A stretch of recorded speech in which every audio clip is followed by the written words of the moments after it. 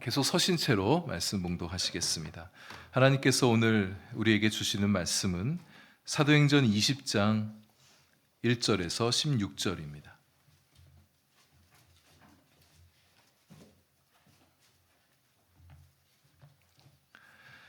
사도행전 20장 1절에서 16절까지의 말씀, 저와 여러분 한 절씩 교독하겠습니다.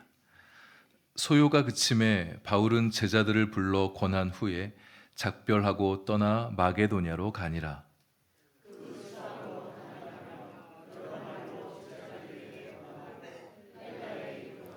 거기 석 달 동안 있다가 배 타고 수리아로 가고자 할 그때에 유대인들이 자기를 해하려고 공모함으로 마게도냐를 거쳐 돌아가기로 작정하니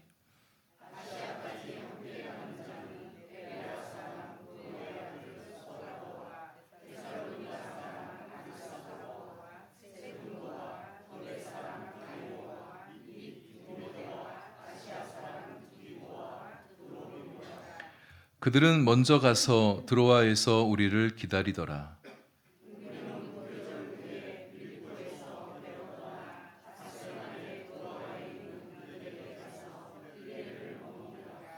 그 주간의 첫날에 우리가 떡을 떼려 하여 모였더니 바울이 이튿날 떠나고자 하여 그들에게 강론할세 말을 밤중까지 계속하매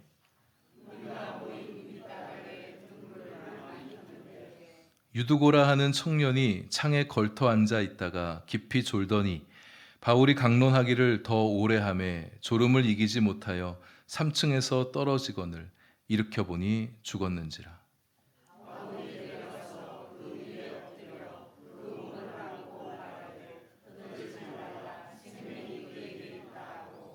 올라가 떡을 떼어 먹고 오랫동안 곧 날이 새기까지 이야기하고 떠나니라.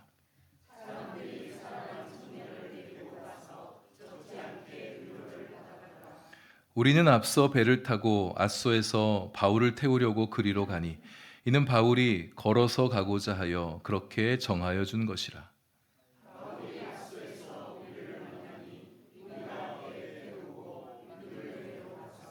거기서 떠나 이튿날 기오 앞에 오고 그 이튿날 사모에 들르고 또 그 다음날 밀레도에 이르니라.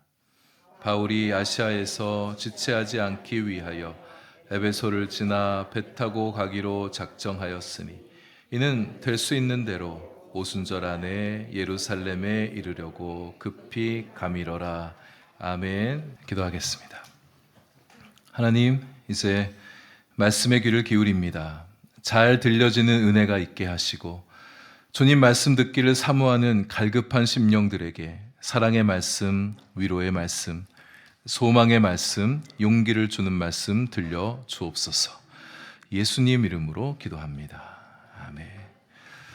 은세공업자 데메드리오가 주동했던 에베소의 대규모 소요가 그친 후에 이제 바울은 마게도냐로 떠나갑니다. 원래 마게도냐로 가려던 것은 원래 계획된 일이었었죠. 마게도냐로 떠나기 전에 제자들을 불러 위로합니다. 소요로 인해서 마음이 힘들고 또 두려운 마음도 들었을 법한 이 제자들을 위로해 주는 거죠. 그들의 마음이 위축되어지지 않도록 격려하고 용기를 북돋아 줍니다.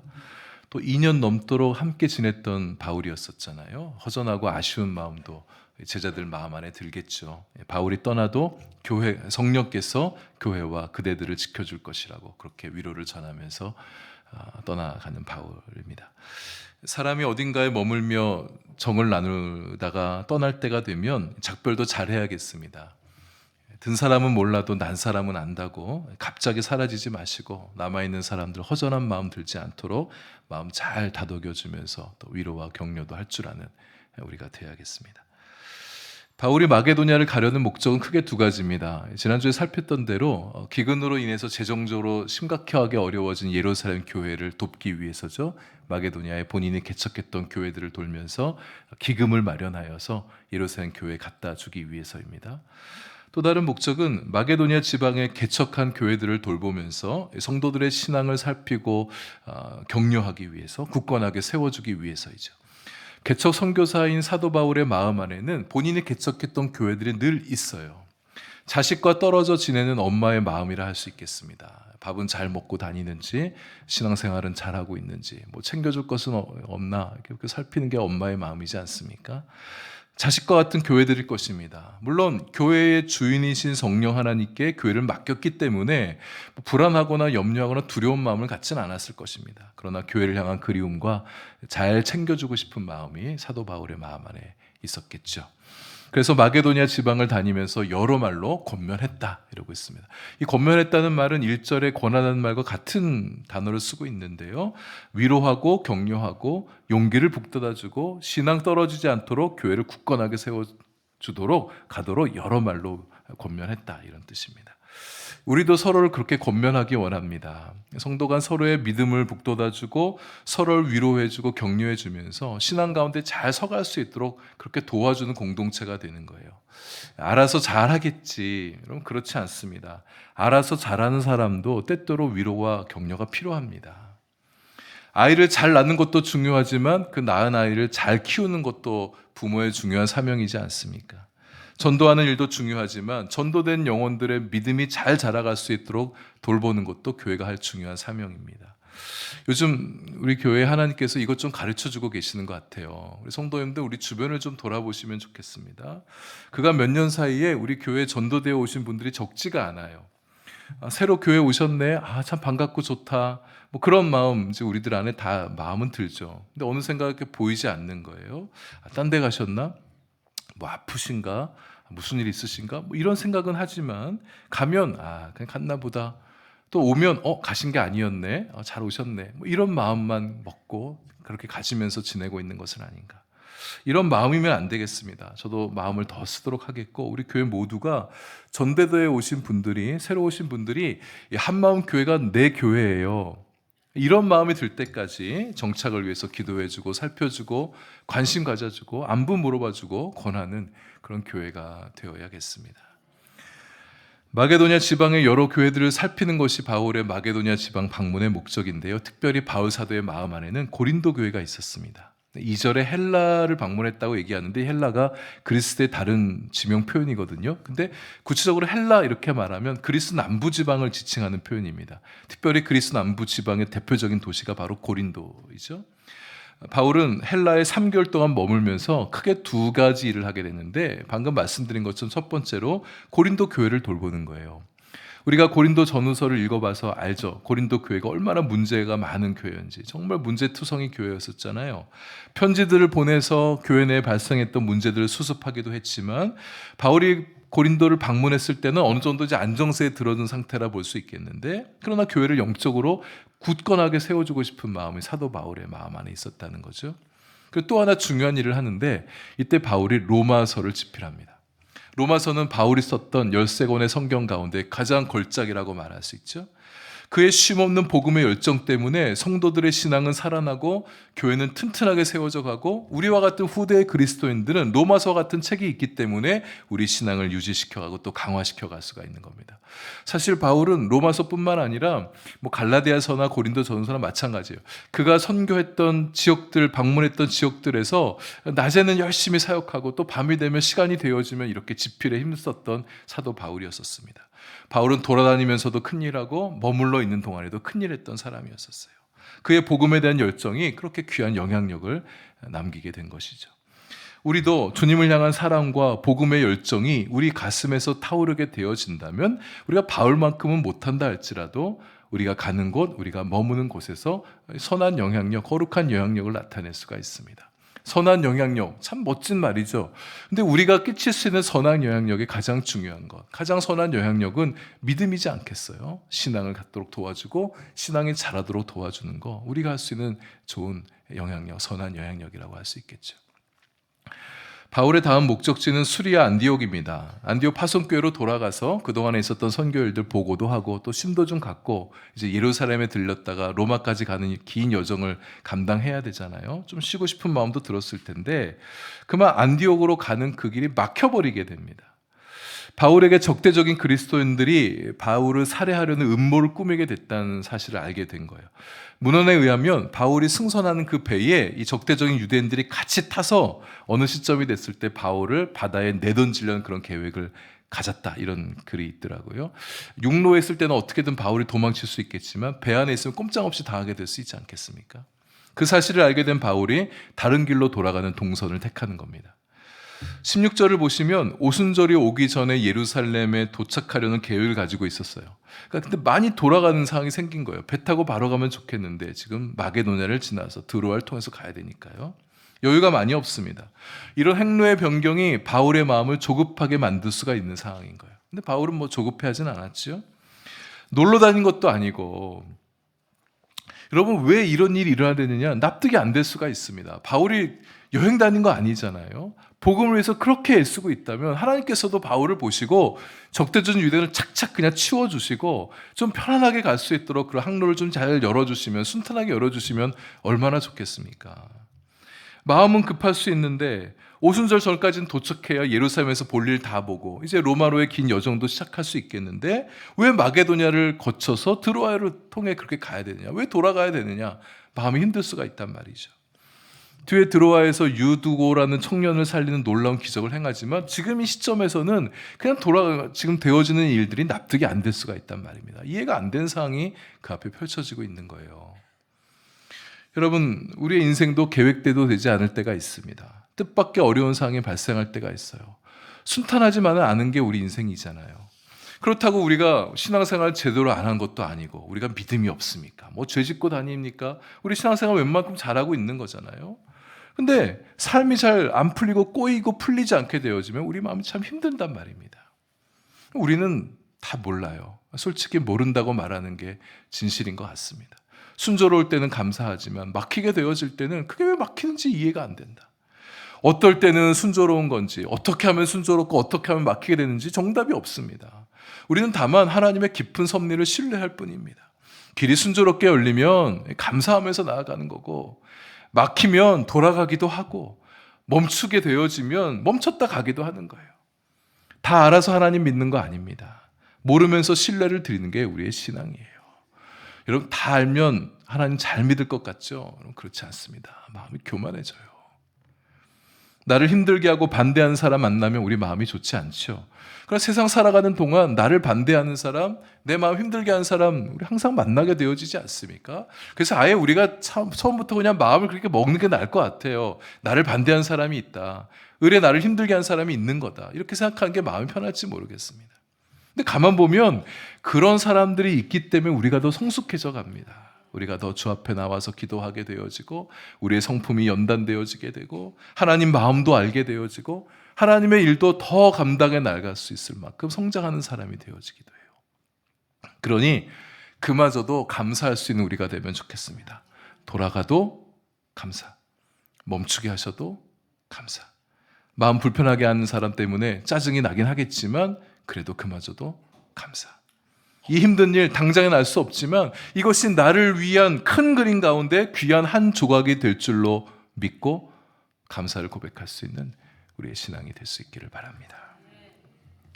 4절에서는 아시아까지 함께 동행하는 7명의 사람이 언급되고 있는데요. 여러분 가진 성경도 그럴 텐데 아시아까지라는 단어 아래 각주가 달려있죠. 맨 아래 가보시면 어떤 사본에는 아시아까지가 없다 이렇게 표기되어 있으실 것입니다. 이 사람들은 아시아 드로 항구를 거쳐서 소아시아까지만 동행한 사람이 아니라 사실 예루살렘까지 같이 가는 사람들이에요. 마게도냐와 아가야를 대표하는 대표단들도 있고 또 소아시아에서 만난 지도자들도 있는데 다 함께 예루살렘에 가서 모금했던 연보를 가져다 줄 사람들입니다. 근데 중간 목적지는 이 아시아까지도 함께 동행하고 있으니 아시아까지 같이 가고 있는 사람들이다. 뭐 이렇게 표기하고 있는 것 같습니다. 그들은 먼저 드로아에 가 있고 후에 바울이 합류합니다. 드로아에서 다음 행선지까지 이동하기까지 일주일을 머물게 되어지는데 출항하는 배편을 기다리는 시간이 그렇게 걸렸을 것 같은데요. 드로아에서 머무는 동안에 마지막 함께 머물렀던 마지막 날에 아주 놀라운 사건 하나가 일어나게 되죠. 7절에 그 주간의 첫날이라 함은 안식일 다음 날을 말하는 거예요. 근데 이 안식일 다음 날은 우리 그리스도인들에겐 주일이죠. 예수님께서 안식일 다음 날 부활하셨습니다. 그래서 그리스도인들은 예수님의 부활을 축하하면서 주일에 일요일에 모여서 하나님께 예배하고 말씀을 나누는 거잖아요. 그날에 드로아 제자들이 떡을 떼기 위해 한 집에 모였다. 당시 초대교회는 건물이 없었습니다. 가정마다 가정에 모여서 큰 넓은 집 가정에 모여서 예배 드리곤 했었잖아요. 지금 이제 예수님 분부하신 대로 성찬식 하려고 모인 거예요. 예수님의 죽으심과 부활에 대해서 함께 묵상하고 기념하는 시간이죠. 바울은 그 다음날 떠나기로 되어 있습니다. 그냥 가기 아쉽잖아요. 바울도 아쉽고 들어와 제자들도 아쉽습니다. 그래서 바울이 이제 말씀을 강론하는 거예요. 설교를 하는 겁니다. 이른 저녁 때 모인 것 같은데 말씀 전하기를 밤중까지, 밤 늦은 시간까지 계속 말씀을 전했다, 이렇게 얘기하고 있습니다. 바울도 대단하고 이 제자들도 대단해요. 지금 그 주간의 첫날이라 하면 일상의 삶이 시작되는 첫날을 말하는 거잖아요. 이제 다음 날이면 또 출근해서 일해야 된단 말이에요. 근데 밤중까지, 늦은 시간까지 오늘 본문 보게 되면 날이 새도록 그렇게 말씀을 듣고 나눴다, 그렇게 얘기하잖아요. 말씀 듣기를 사모하는 열망이, 그들 안에 말씀 듣고 싶은 열망이 있었기 때문에 밤중까지도 계속 그렇게 말씀을 듣고 있었던 거죠. 여러분, 혹시 제 설교가 30분을 넘어 길어질 때가 있게 되어질 때, 야, 오늘따라 저분이, 제가 보통 25분, 30분 거의 안 넘어요. 딱 거의 극역화된 설교인데 30분 넘을 때가 있을 수 있는데, 오늘따라 저분 왜 저러시나, 시계 딱 보면서 빨리 안 끝내네, 여러분, 이렇게 저에게 압박하시면 안 됩니다. 제가 비록 바울은 아니지만 바울만큼 길게 설교하는 것도 아니고 이 정도도 설교 못 들으는, 설교 청취력이 떨어지신 성도가 되시면 안 돼요. 내가 말씀에 갈망이 없는 사람이란 티 내시지 마시길 바랍니다. 유두고란 청년이 있었어요. 사람이 많아서이기도 하겠지만 좀 졸렸죠. 그래서 3층 창가에 걸터 앉아서 좀 밖에서 불어오는 시원한 바람 맞으면서 이제 말씀을 드리려고 했던 것 같습니다. 윗다락에 등불을 많이 켰대요. 어두우니까 등불을 많이 켰겠지만 뭐 옛날 등불이 뭐 좋았겠어요. 등불 많이 켜니까 끄름도 많이 생기고 공기도 탁해지니까 이게 집중력이 저하되면서 깊은 잠에 빠져버리게 됐습니다. 그렇게 졸다가 창문 밖으로 추락한 사건이 발생하게 된 거예요. 다들 깜짝 놀라고 바울도 깜짝 놀라서 설교하다가 멈춰서서 이제 밑으로 내려가 본 거 아닙니까? 흔들어 봤더니 죽은 거예요. 10절에 바울이 그 청년 위에 엎드려 몸을 안고 조용해라, 생명이 그에게 있다, 이렇게 말하잖아요. 이걸 보면서 혹자는 이 사람이 그냥 졸도했다, 기절했던 거다, 이렇게 말하는 사람이 있는데 그렇지 않습니다. 이 사도행전의 저자가 누가인데요. 이 누가는 바울의 선교팀 안에 합류했던 일행이었는데 이 누가의 직업이 의사예요. 의사의 소견으로 이 사람은 죽었다고 같이 본 거예요. 판명한 겁니다. 실제로 죽은 거예요. 일으켜보니 죽었다, 이렇게 얘기하잖아요. 또 뒤에 보면 죽었던 그를 인해서 기뻐했다, 이렇게 얘기하지 않습니까? 이 10절의 행위는 마치 엘리야가 사르밧 과부의 아들의 시신 위에 자신의 몸을 3번 포개고 혼이 돌아오기를 기도했던 엘리야를 연상시킵니다. 수넴 여인의 죽은 아이 위에 엎드려서 그가 살아나기를 기도했던 엘리사를 연상시켜요. 바울이 기도하여서 그 사람은 유두고 청년을 살려낸 거예요. 유두고가 죽게 된 것을 두고 나쁘게 해석하지는 마시길 바랍니다. 야, 설교 시간에 조냐? 설교 시간에 졸다가 죽었네.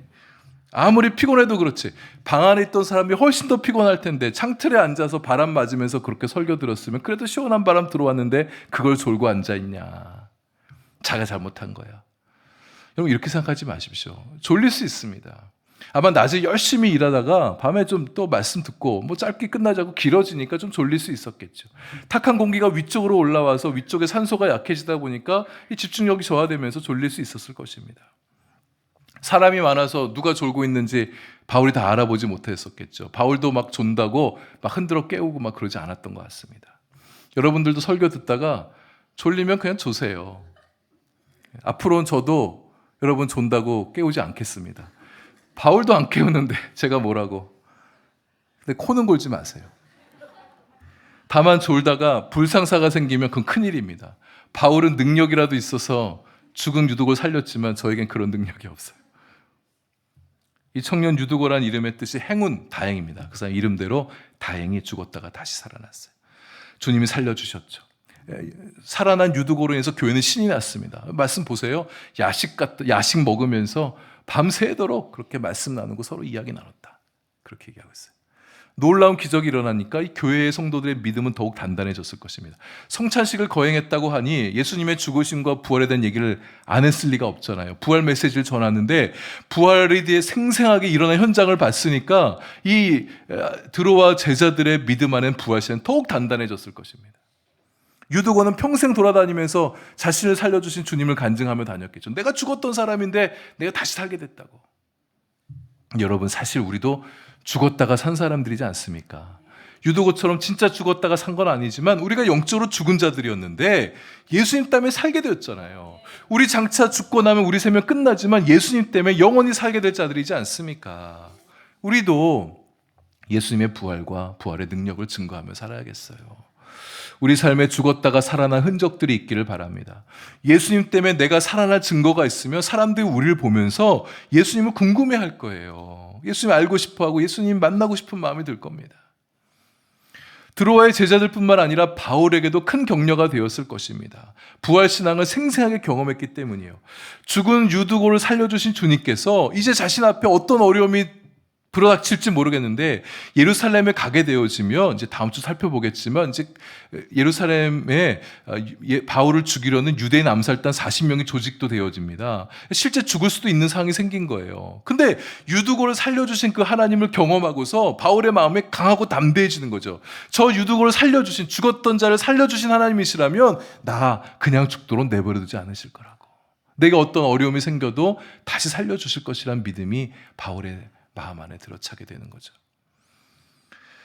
바울 일행은 이제 드로아를 떠납니다. 소아시아 해변 여러 항구 도시들 들어가면서 예루살렘을 향하게 되는데 아소, 미둘레네, 기오, 사모, 밀데노, 이게 하루씩 숙박하면서 들른 도시들이죠.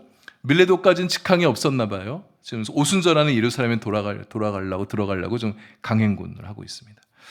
근데 우리의 시선을 끄는 독특한 구절 하나를 우리가 이 대목에서 보게 되어져요. 13절입니다. 제가 다시 읽어볼게요. 우리는 바울의 일행입니다. 앞서 배를 타고 아소에서 배를 태우려고 그리로 가니 이는 바울이 걸어서 가고자 하여 그렇게 정하여 준 것이라. 그러니까 바울이 나는 걸어서 아소까지 갈 테니까 당신들은 배 타고 아소까지 오세요. 우리 아소에서 만나십시다. 이렇게 얘기했다는 거잖아요. 드로아에서 아소까지 거리는 한 30km 남짓 되는 거리입니다. 다른 일행들은 걸어서 가는 게 피곤하니까 배 타고 가세요. 근데 나는 육로로 걸어서 아소까지 가겠다.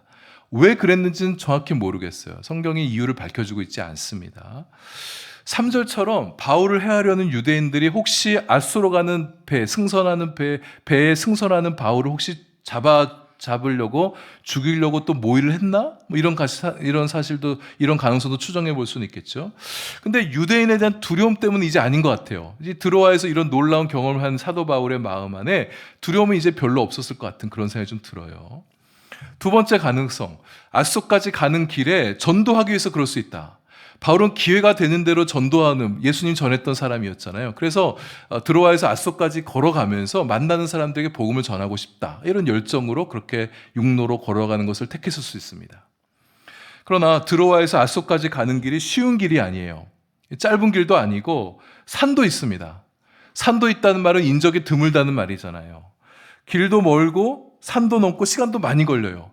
30km 남짓이라고 그러면 제가 인터넷 거리 검색을 해봤더니 우리 한마음 교회에서 울산 KTX역까지가 33.3km 나오더라고요. 차로 운전해서 가면.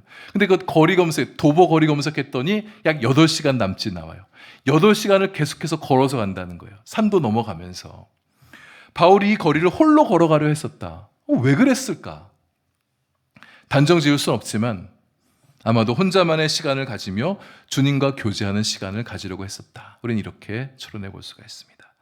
지난 선교 사역들을 돌아보는 시간도 같습니다. 드로아에서 있었던 그 엄청난 사건도 다시 한번 떠올려 봅니다.